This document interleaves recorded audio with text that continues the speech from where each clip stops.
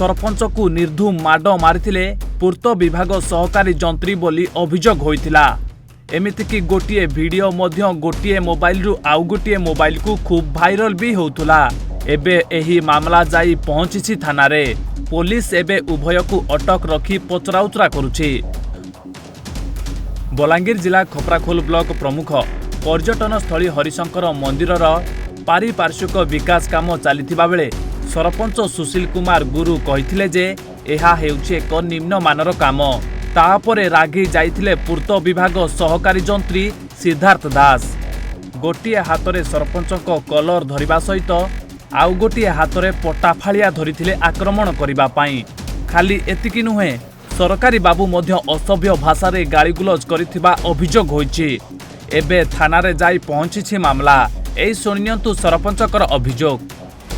बड़ चट्टानटे अच्छे से चट्टान के सेमाने पर फटाई नहीं पारन और अति निकट पर आमर इटा उद्घाटन हबार अच्छे से सेमाने राताराति काम करूछन बोलिकी सेना एसडीओ से कहले आ मुई एतके बोले इटा काहे फटाई नहीं बोले अपन फटोन दिने वाला से मुई बोले तुई गुटे ऑफिसर है आ तुई तमने हमर पैसा तुई तमने दरमा नउछु आ तुई हमको तुई बरगुछु आ पैसा दे हेंता तमे फटामो बोली से ठीक अच्छे बोला मते ठेली देला मु पड़ी गला पर एतके हम ताकर जेई से भोई बाबू आ ताको दुईटा मैनेजर आसिक मोर हाथ के धरी पकाए टंटी की धरी पकाले गोटे मरांतक भाव में मत आक्रमण कले आसिक एफआईआर कले एफआईआर करके थाना आसिक बर्तमान तक आम अच्छु। पूरा गोटे लज्जाजनक कथा है जड़े जनप्रतिनिधि के सरकारी कर्मचारी टे पिटा मरा करवाटा जीवन में मारिदेमी बोल चिंताधारा रखबाटा टंटी चिपी देवार बागिर कथा करवाटा जहाँ आम देखुचु जहाँ आम शुणुचु आम तो प्रत्यक्षदर्शी सेन नहीं थी किंतु इटा गोटे एडे लज्जाजनक कथा जे इटा जनसमाज के गोटे खराब मेसेज दे जीवा। तेबे कंटाबांची पूर्त विभाग सहकारी जंत्री सिद्धार्थ दास को नारे अभियोग आसिबा परे खपराखोल थाना रे पूर्वतन विधायक कनवर्धन सिंह देव कौशल मुक्ति मोर्चा सरपंच संघ गंधमार्धन सुरक्षा युव परिषद खपराखोल ब्लॉक सरपंच संघ पक्षरु निंदा प्रकाश करा जायछि।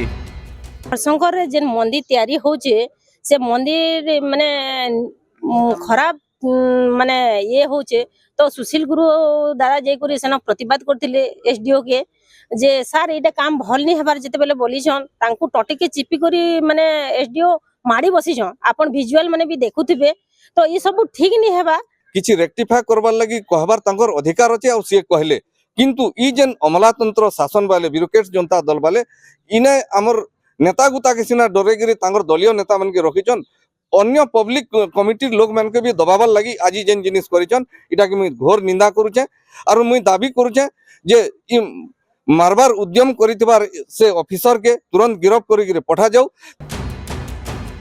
तेबे एनै कंटाबांधी एसटीओ पूर्त विभाग सिद्धार्थ दास कहिसंती कि प्रथमे तांकु सरपंच आक्रमण करिबारु से निजकु बंचाइबा पई से एभली पदक्षेप नैथिले। से जो बाड़ीटा सी प्रयोग करके मो मुंड को मारी आपन देखि परिबे मोर मुंड फुली बाड़ीटा सी धरि नांती आपन धरछन। हां मु तांको मु निज को प्रोटेक्ट करबा को जाई से बाड़ीटा को मु मो हाथ रे धरि दिछि मु तांको मारी नहीं ने अभियोग करबाटा स्वाभाविक बहुत लोक आछंती कहउछंती आमे सेमिति किछि निम्न मानर काम बिल्कुल भी हो नै एटा डेवलपमेंट काम एटा मंदिर काम समस्तक पाई होछि आउ एहिथरे किछि भी निम्न मानर काम बिल्कुल भी नै जहा आज पर प्रोसीजर आज पर इंस्ट्रक्शन आमे सही काम ही करूछु एठी आउ आमे बिल्कुल भी निम्न मानर काम करू। तेबे एनै पाटनागढ़ एसडीपीओ ज्योतिर्मय भुक्ता कहिसंती कि से विभिन्न दिग को तदंत करुछंती खूब शीघ्र दोषी उपरे कड़ा कार्यानुष्ठान निया जिवो।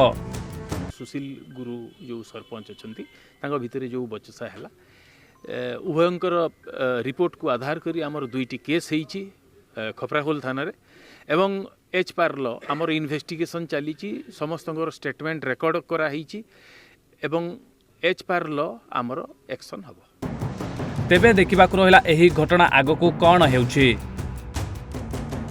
खपराखोलरू ज्योतिरंजन पंडा का रिपोर्ट ओडिशा भास्कर।